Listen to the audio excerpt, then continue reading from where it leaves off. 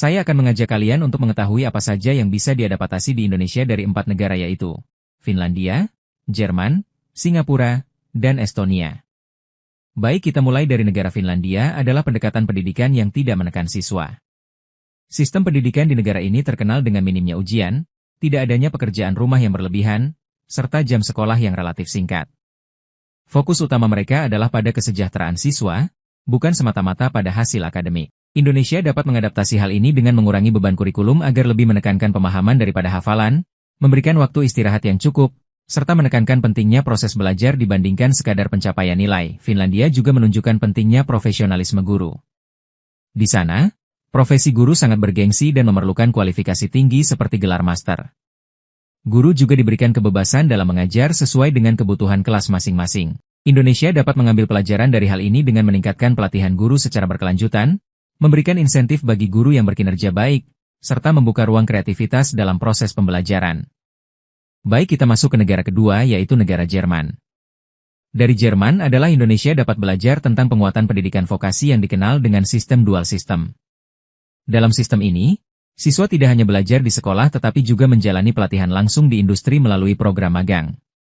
Sistem ini terbukti berhasil menciptakan lulusan yang siap kerja dan sesuai dengan kebutuhan dunia usaha dan dunia industri. Dengan keterlibatan langsung dari perusahaan dalam proses pendidikan, siswa mendapatkan pengalaman nyata dan keterampilan praktis yang sangat dibutuhkan di pasar kerja. Jerman juga memberikan teladan dalam hal desentralisasi pendidikan.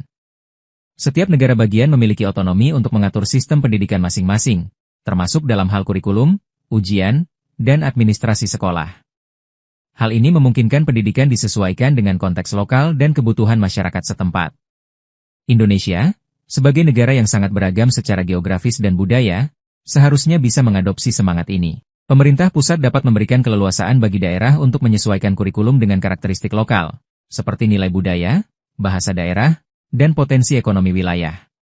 Dengan demikian, pendidikan akan menjadi lebih relevan dan bermakna. Selanjutnya kita masuk ke negara ketiga yaitu negara Singapura. Singapura merupakan negara kecil yang berhasil menjadi rujukan global dalam hal efisiensi dan kualitas pendidikan. Sistem pendidikan di sana adalah meritokrasi, yaitu sistem yang menilai individu berdasarkan prestasi dan kemampuan, bukan koneksi, status sosial, atau latar belakang keluarga. Di Singapura, baik siswa maupun tenaga pendidik diberikan kesempatan yang sama untuk berkembang dan maju, selama mereka menunjukkan kompetensi dan kerja keras. Indonesia dapat belajar dari prinsip ini dengan menerapkan sistem seleksi dan promosi yang adil dalam pendidikan, baik untuk siswa maupun guru. Lain meritokrasi, Singapura juga sangat maju dalam penerapan teknologi di bidang pendidikan. Penggunaan platform e-learning, penilaian digital, dan komunikasi antara guru siswa secara daring telah menjadi hal yang umum di negara tersebut. Terutama setelah pandemi, penggunaan teknologi menjadi kebutuhan utama. Indonesia dapat memperluas penggunaan teknologi dalam pendidikan dengan menyediakan akses yang merata terhadap perangkat digital, koneksi internet, dan platform pembelajaran daring yang ramah pengguna.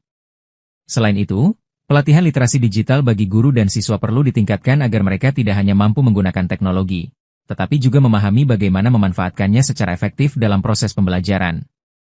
Selanjutnya kita masuk ke negara yang terakhir yaitu negara Estonia. Meskipun negara kecil di Eropa Timur, merupakan salah satu pelopor dalam penerapan teknologi digital di seluruh aspek kehidupan, termasuk pendidikan. Negara ini dikenal dengan konsep e-government, di mana hampir semua urusan administrasi, mulai dari kesehatan, perpajakan, hingga pendidikan, dapat dilakukan secara daring. Indonesia dapat meniru sistem ini dengan mengembangkan layanan pendidikan digital yang terintegrasi. Misalnya, sistem pendaftaran sekolah, pengelolaan data siswa, pengawasan kinerja guru, dan layanan administrasi pendidikan lainnya dapat dilakukan secara online. Hal ini akan meningkatkan efisiensi birokrasi, transparansi data, dan mengurangi potensi korupsi atau penyalahgunaan wewenang dalam dunia pendidikan. Estonia juga sangat menekankan pentingnya pendidikan teknologi sejak dini.